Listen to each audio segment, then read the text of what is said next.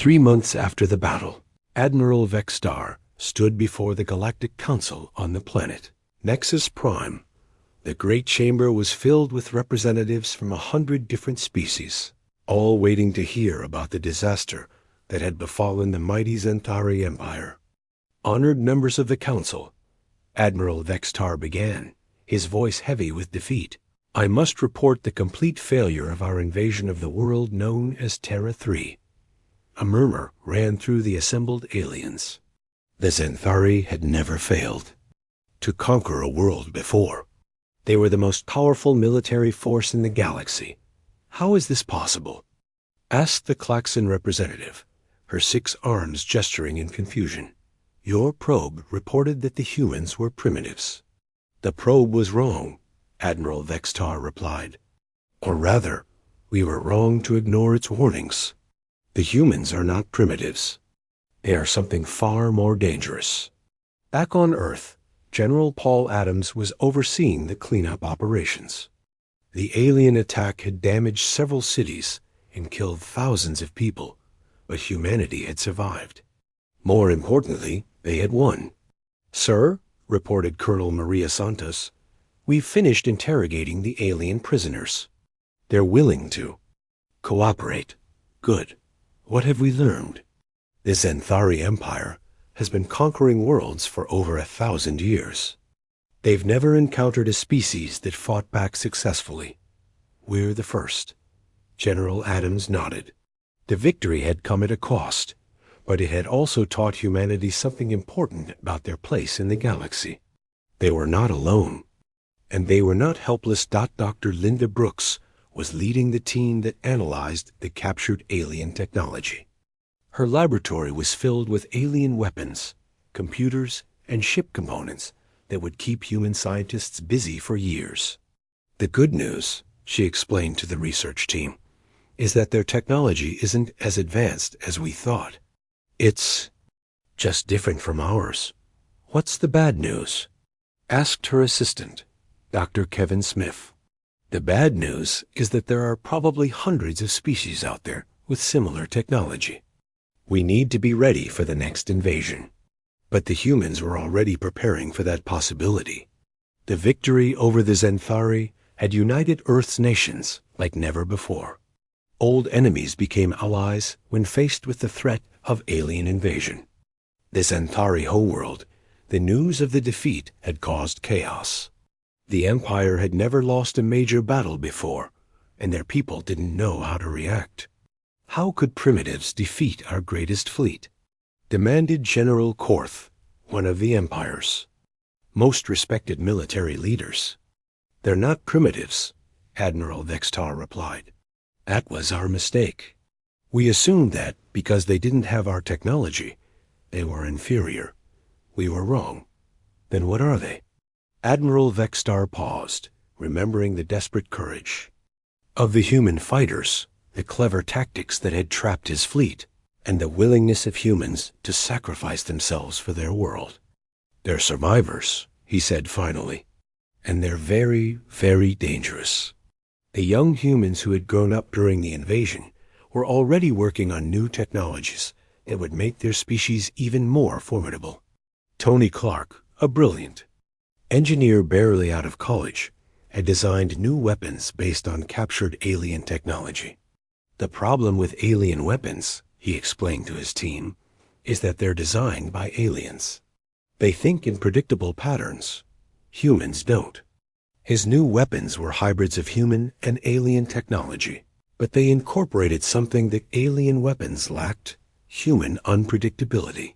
Each weapon could adapt and change during battle, making them nearly impossible to defend against. Emma Johnson, a young pilot in training, was learning to fly the new generation of human spacecraft. These ships were faster and more maneuverable than anything the aliens had ever seen.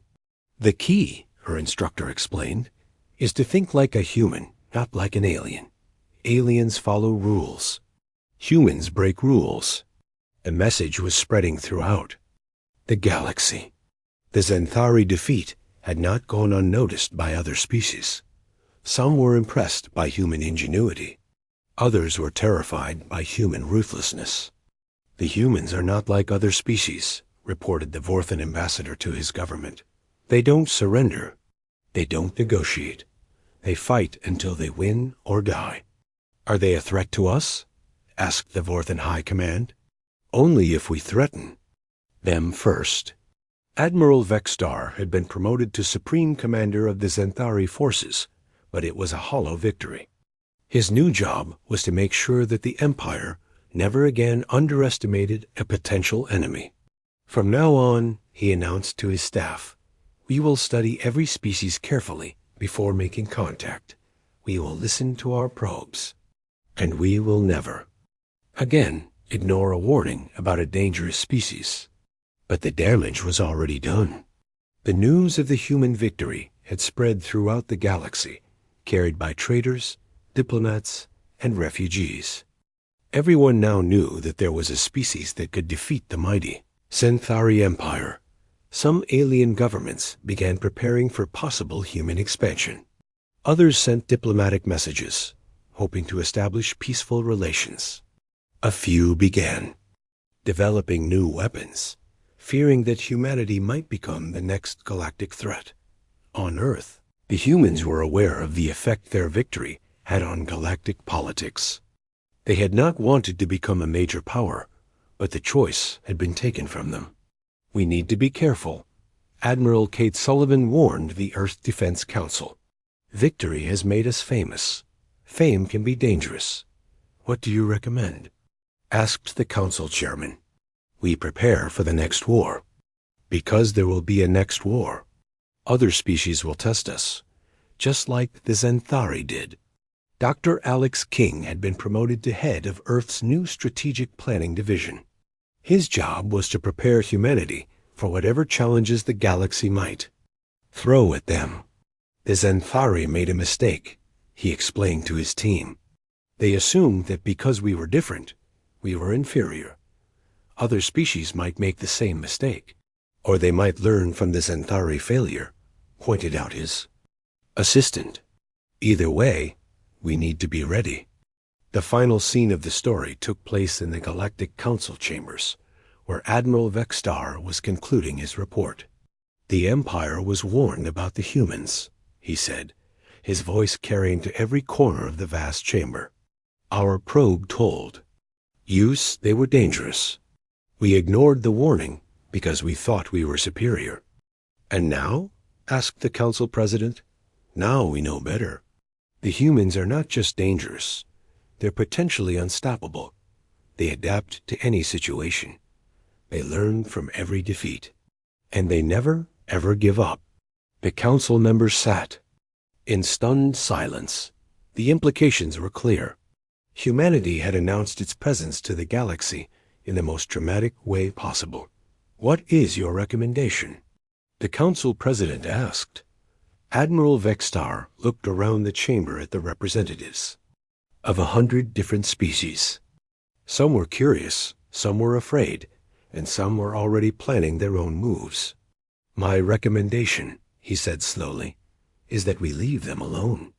The humans asked for nothing more than to be left in peace. We should have listened. And if they expand beyond their solar system, then we pray that they remain peaceful. Because if they decide to become conquerors..."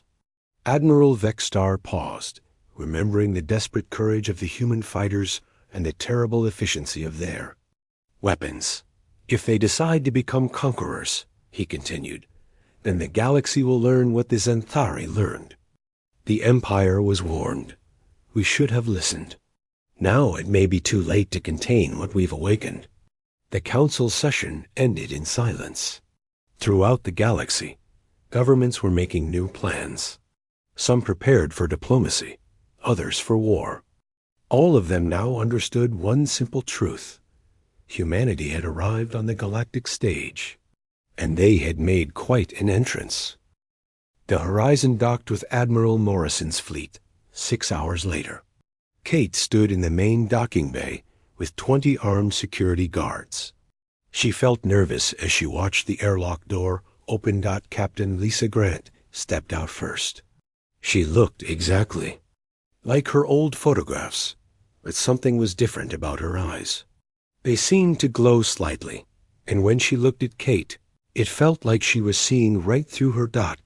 Behind Grant came her crew. Kate recognized some faces from the history books. Dr. Sam Collins, the chief science officer, was a tall black man with kind eyes.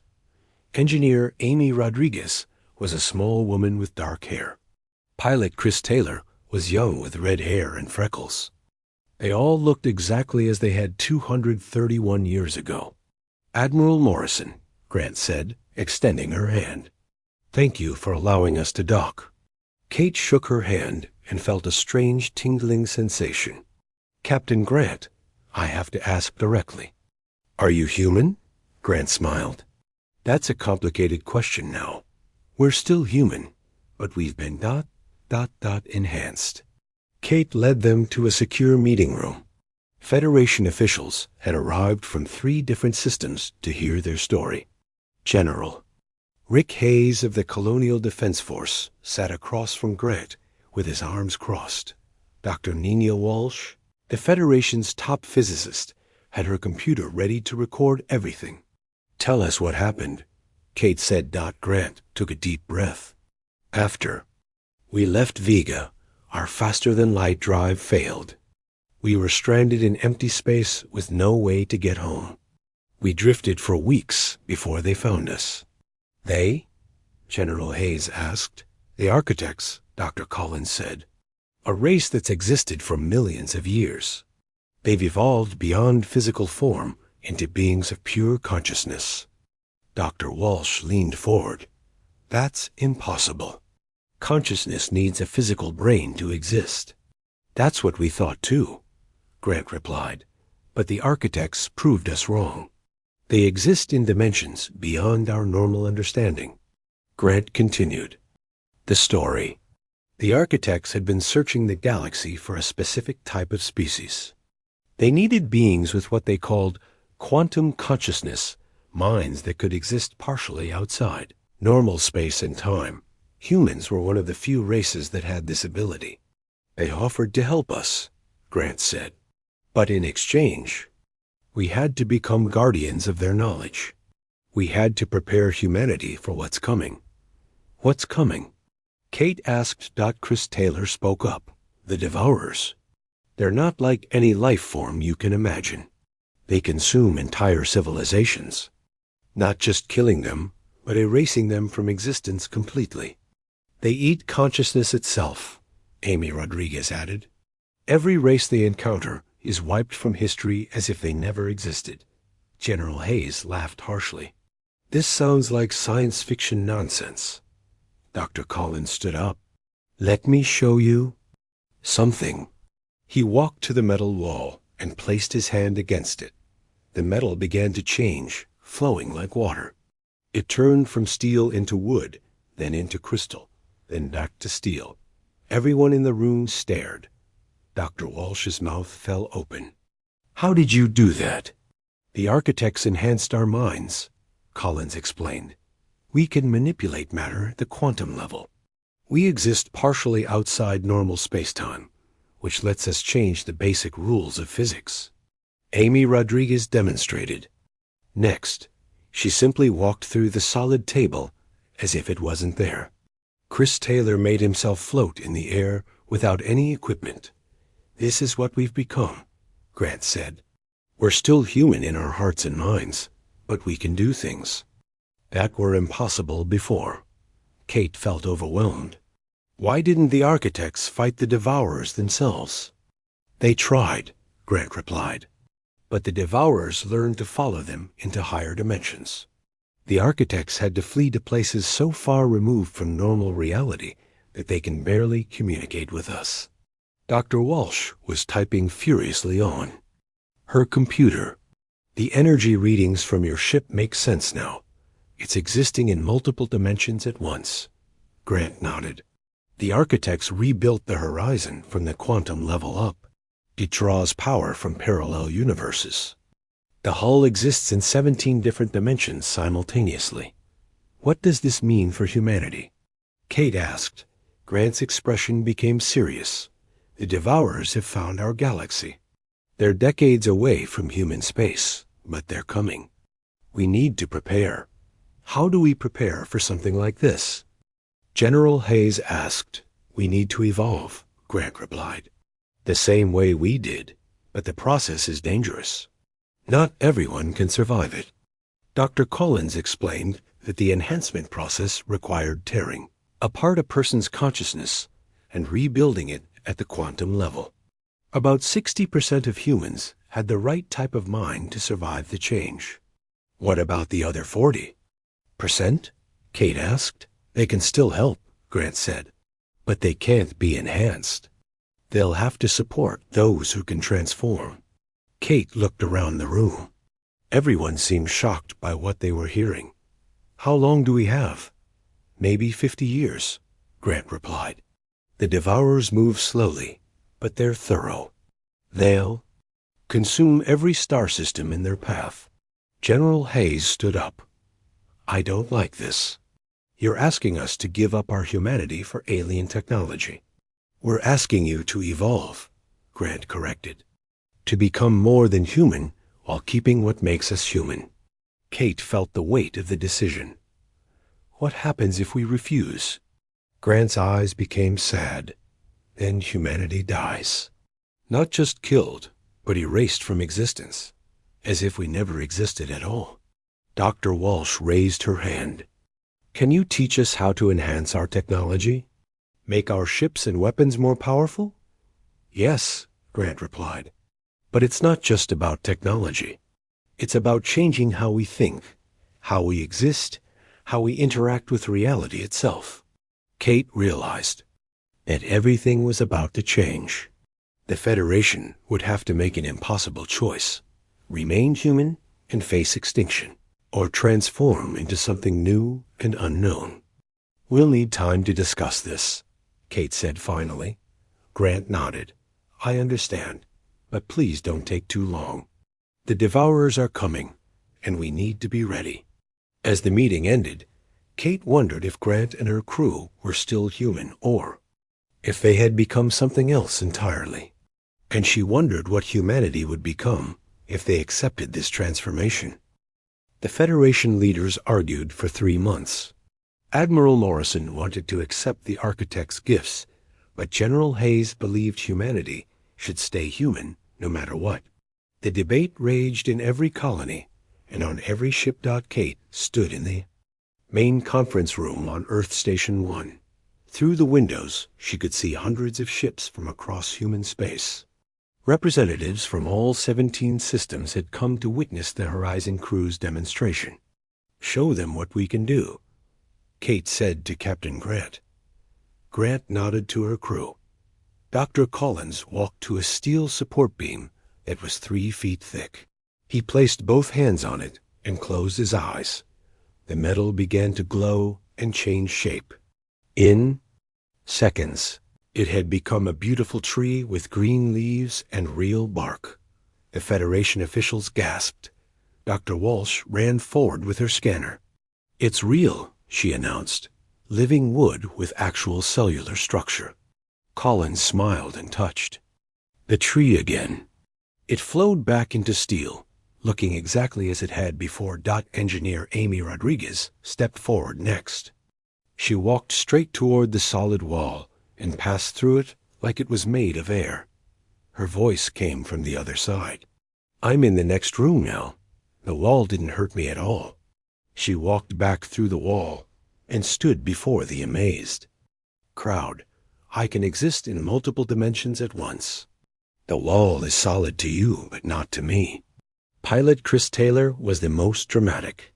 He jumped into the air and simply stayed there, floating 20 feet above the ground. Then he gestured with his hands, and everyone in the room began to float too. General Hayes shouted in alarm as he drifted toward the ceiling. I can control gravity in this area, Chris explained calmly. I can make you as heavy as a mountain or as light as a feather. He gently lowered everyone back to the floor. The room was silent except for heavy breathing. Lisa Park, the navigation officer, stepped forward. I can do something even more useful. She closed her eyes, and suddenly she was in two places at once. One copy of her stood by the window, while another stood by the door. I can split my consciousness, she explained. I can be in multiple places and do different things at the same time. The demonstration continued for hours. The Horizon crew showed they could communicate instantly across vast distances, see through solid objects, and even manipulate time in small ways. Dr. Collins aged an apple from fresh to rotten in seconds, then reversed the process. This is what we've become, Grant said to the stunned crowd. We're still human in our hearts and minds, but we can do things that were impossible before. Dr. Walsh had been taking readings throughout the demonstration. The energy patterns are incredible, she announced. They're not using any devices or technology. They're manipulating quantum fields with their minds alone. How is that possible? Asked Dr. Robert Lane, the Federation's chief scientist. Grant sat down at the conference table. The architects didn't just give us new abilities. They changed. U.S. at the most basic level. Our consciousness now exists partially outside normal spacetime. Are you still human? Asked Colony Representative Mary Johnson. Grant was quiet for a moment. That's the question, isn't it? We have the same memories, the same feelings, the same values. But we're not the same species we were before. Dr. Collins joined the discussion. The process is irreversible. Once you're enhanced, you can never go back to being normal human. General Hayes slammed his hand on the table. This is exactly what I'm afraid of. You're asking us to give up our humanity for power. We're asking you to evolve, Grant replied. The Devourers are coming, whether we change or not. This is our only chance to survive. Kate had been listening carefully. What exactly are these Devourers? Grant's expression became grim. They're not life as we understand it. They're the opposite of existence itself. They consume consciousness and erase it from reality. Chris Taylor continued the explanation. When they destroy a civilization, it's not just death. It's as if that civilization never existed. All their achievements, their art, their love, their dreams, all of it disappears from history. The architects fled to higher dimensions to escape them, Amy Rodriguez added. But even there, they're not completely safe. The Devourers are learning to follow. Dr. Walsh raised her hand. How do we know this threat is real? We only have your word. Grant nodded to Lisa Park. Park closed her eyes, and suddenly the room filled with images. They were projections of her memories, showing vast regions of space where stars simply weren't there anymore. This is what the Devourers leave behind, Park said. Empty space where entire star systems used to exist. We saw it while we were with the architects. The images showed the aftermath of the Devourers' passage. Not destroyed planets or dead. Stars, but absolute nothingness. Even the light from those stars had been erased from history. They're not just killing civilizations, Grant explained. They're unmaking them, removing them from the timeline itself. Kate felt cold. How long do we have? Maybe 40 years, Grant replied. They move slowly, but they're thorough. They'll consume every star system in their path. Dr. Lane stood up. What do we need to do to prepare? We need to enhance as many humans as possible, Grant said. Not everyone can survive the process, but those who can will need to be ready. What about those who can't be enhanced? Kate asked. Dr. Collins answered. They'll have support roles. The enhanced humans will need people who can still think in normal ways. It's a partnership. General Hayes was still skeptical. How do we know you're not lying? How do we know this isn't some alien trick to take over humanity? Grant stood up and walked to the window. Because we're still human, General. We still care about our families, our homes, our future. we're trying to save our species. But at what cost? Hayes replied. If we all become like you, are we still human? That's for each person to decide, Grant said. But the alternative is extinction. Complete erasure from existence. Kate looked around the room at the faces of humanity's leaders. They were scared, confused, and divided. But they were also determined to survive. We need to vote, Kate announced. Each system gets one vote. Do we accept the architect's gift, or do we face the devourers as we are? The vote was close. 9 systems voted to accept the enhancement. 8 voted against it. Humanity would transform, but not everyone was happy. About it. As the meeting ended, Kate wondered if they were making the right choice. Were they saving humanity or destroying it? 6 months after the vote, the transformation began. Kate stood in the medical bay of Earth Station 1, watching as the first volunteers prepared for the enhancement process. The room was filled with strange equipment that the Horizon crew had. Built using architect technology. Commander Pete Johnson, Kate's first officer, lay on the enhancement table. He was a brave man with brown eyes and a steady voice. Kate had tried to talk him out of volunteering, but he insisted on going first. I need to know what my crew will experience, he had said. I can't ask them to do something I won't do myself. Doctor. Collins stood beside the table with several medical devices that looked nothing like human technology. They were smooth, curved objects that seemed to shift and change shape as Kate watched them. The process will be painful, Collins warned Pete. Your consciousness will be torn apart and rebuilt at the quantum level. Some people don't survive. Pete nodded. I understand the risks. Captain Grant operated the main control system. Remember, once this starts, there's no going back. You'll be forever changed. Do it, Pete said firmly. The enhancement began with a low humming sound. The devices around Pete began to glow with soft blue light. At first, nothing seemed to happen. Then Pete's body began to shimmer like heat waves rising from hot pavement. Pete's eyes went wide and he screamed. Not from physical pain, but from something deeper.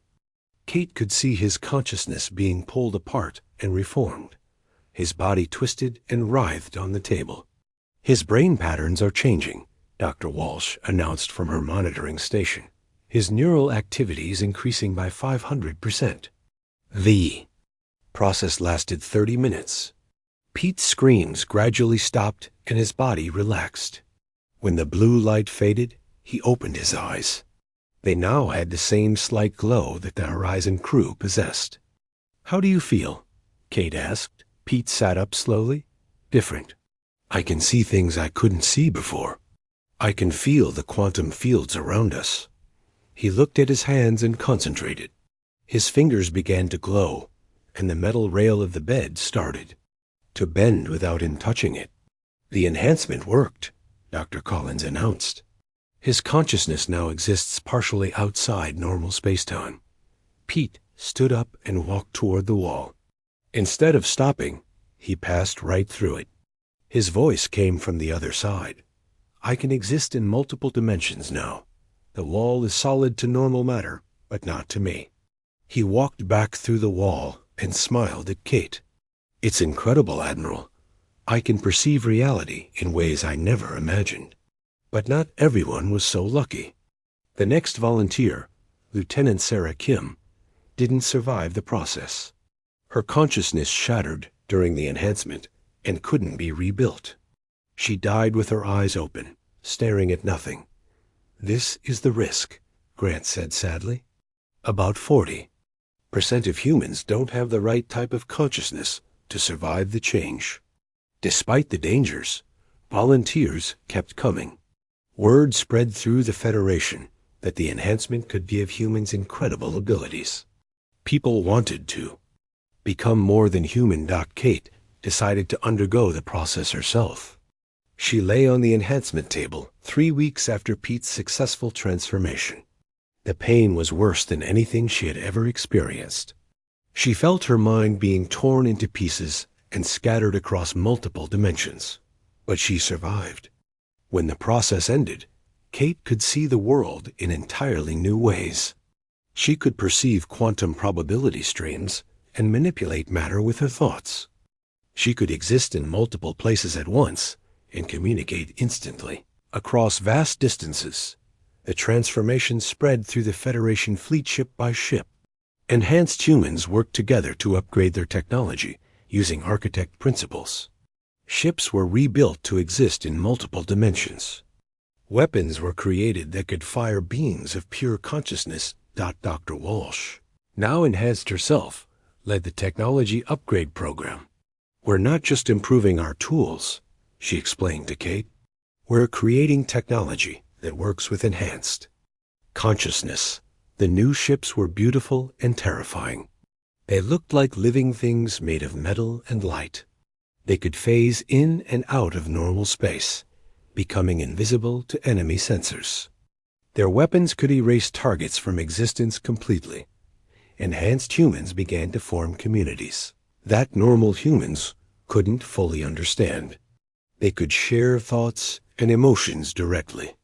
They could work together in ways that were impossible before the change, but the transformation also created problems.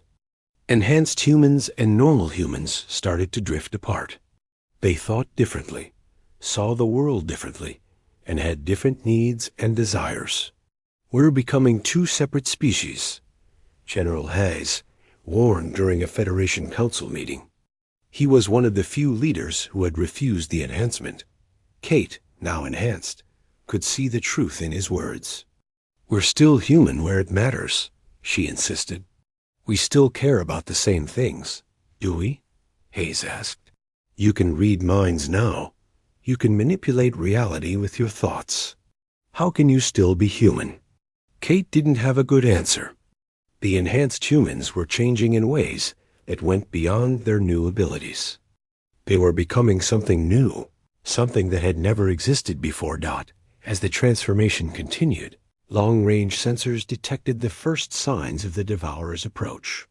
Entire star systems on the edge of the galaxy simply disappeared. Not destroyed, but erased from existence as if they had never been there. They're coming faster than we expected, Grant announced to the enhanced Federation leadership. We have maybe 20 years instead of 40. Kate felt fear, but also determination. The enhanced humans were ready to fight for their survival and the survival of all consciousness in the galaxy. We need to prepare for war, she announced. A war unlike anything humanity has ever faced. The enhanced human fleet moved toward the edge of known space. They were no longer fully human, but they were still fighting for humanity's future. Whether they would win or lose, they would face the Devourers as something entirely new. As Kate stood on the bridge of her transformed ship, she wondered if they had saved humanity or replaced it with something else. But there was no time for doubt. The Devourers were coming, and the enhanced humans were the only thing standing between them and the complete erasure of all life in the galaxy. The Devourers arrived 15 years later, not as ships, but as tears in reality itself. Kate stood on the bridge of her transformed vessel, watching as space itself seemed to break apart at the edge of the Centauri system. They're not creatures, in any sense we understand, reported Commander Johnson, his enhanced consciousness analyzing the impossible enemy. They're wounds in existence, gaps where reality has been eaten away. Kate could see them through her enhanced perception. They appeared as areas of absolute nothingness that moved with terrible purpose. Where they passed, stars didn't explode or die. They simply ceased to exist. The light they had given off for millions of years vanished from the universe as if it had never been. All ships, prepare for engagement. Kate ordered through the quantum communication network that connected every enhanced human in the fleet. The human fleet was unlike anything that had existed before. 300 ships that existed in multiple dimensions simultaneously. Each vessel was crewed by enhanced humans who could manipulate reality with their thoughts. Their weapons didn't fire energy or projectiles. They fired concentrated bursts of consciousness itself. Captain Grant's voice came through the network from the horizon. Remember, conventional weapons won't work. The Devourers absorb energy and matter. We can only fight them with reality manipulation. The first battle was a disaster. The enhanced humans fired their consciousness weapons at the approaching void, but the Devourers simply swallowed the attacks and grew stronger. 3 ships were caught in the expanding nothingness and erased from existence. Not destroyed, erased. They had never existed at all. "Fall back," Kate ordered. "New strategy needed." The fleet retreated to a safe distance. Kate called an emergency meeting of the enhanced leadership. They gathered in a pocket dimension that Dr. Walsh had created, a space between normal reality, where they could think and plan. "We can't fight them directly," Grant explained. "They're not really alive. They're the opposite of existence itself." Dr. Collins, his consciousness expanded to encompass multiple research streams, made a crucial discovery. "I've been analyzing the quantum signatures of the Devourers. They're not just destroying things. They're collecting consciousness. Every civilization they've consumed still exists inside them." "What does that mean?" Kate asked. "It means the erased civilizations are still there, trapped in a state of non-existence. They're aware, but unable to act, think, or feel. It's the worst kind of torture imaginable." The enhanced humans realized they weren't just fighting for survival. They were fighting to rescue billions of conscious beings from an eternity of horror. Chris Taylor, now able to exist in 17 dimensions simultaneously, developed a new battle strategy. "We can't fight the Devourers directly, but we can teach them something they've never experienced, what it means to create instead of destroy."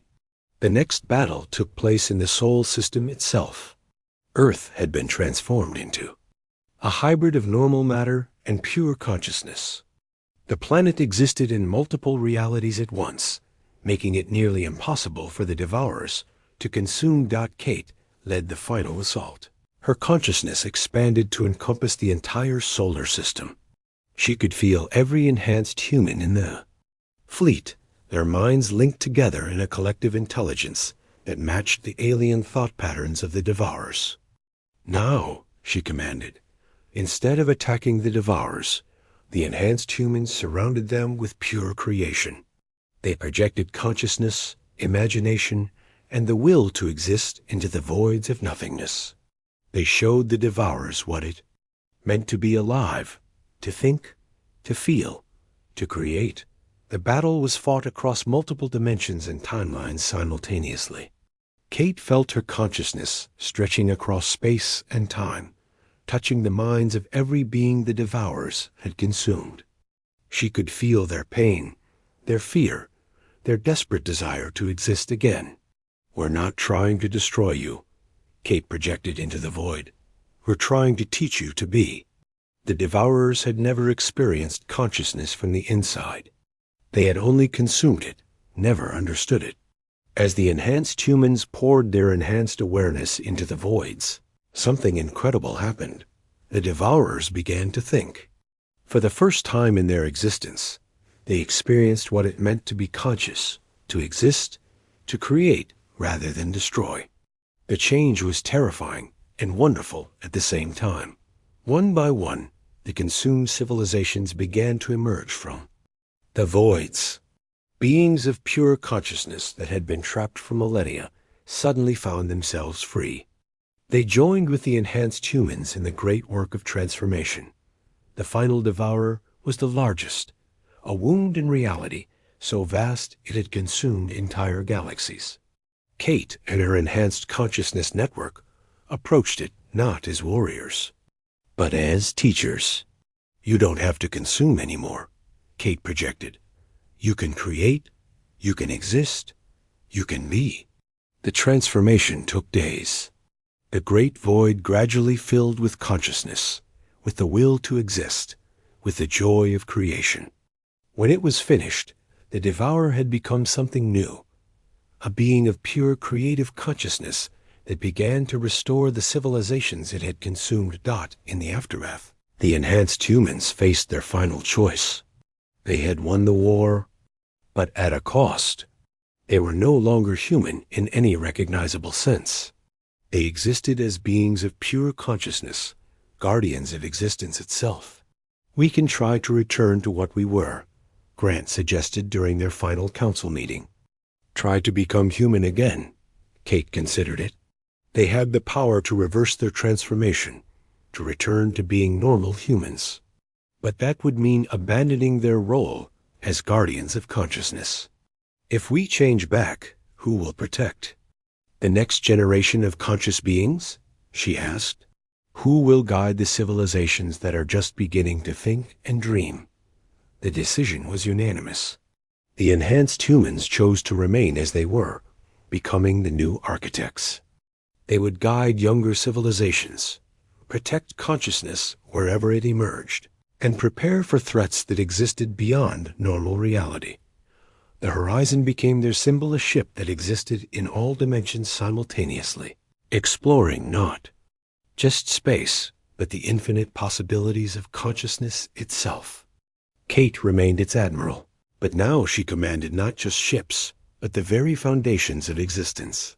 Years later, new humans were born, children who were naturally enhanced, representing the next stage of human evolution. They explored the galaxy not as conquerors, but as gardeners, nurturing consciousness and protecting the delicate flower of thought wherever it bloomed. The original humans were gone, transformed into something greater. They had saved not just their own species, but the very concept of existence itself. In losing their humanity, they had gained something far more precious, the power to protect all consciousness in the universe. Kate, now a being of pure awareness, watched over the galaxy with pride and sadness.